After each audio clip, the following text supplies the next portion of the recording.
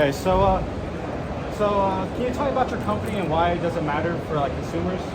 Yeah. So why it matters for consumers in particular is that consumers consume goods from companies, businesses. What Inheritance.ai enables our customers to do, right, the businesses that sell to consumers, is to monitor their entire supply chain continuously and holistically and not intrusively.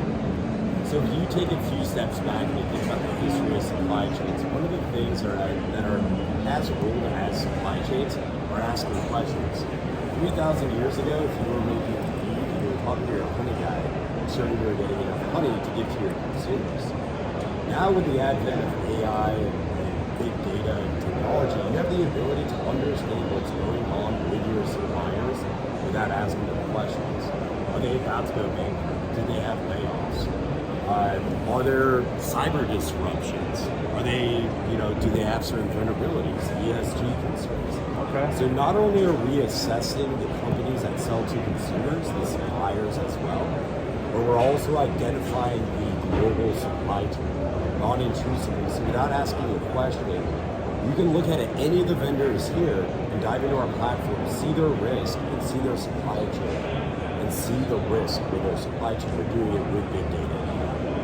Okay, so there's I follow this a lot. There's a lot of concerns like the safety, like all these companies with no government regulation are taking all this data from us, and there's no government regulation saying it's legal to do it. So why is your company deciding not to do it when it's legal to do?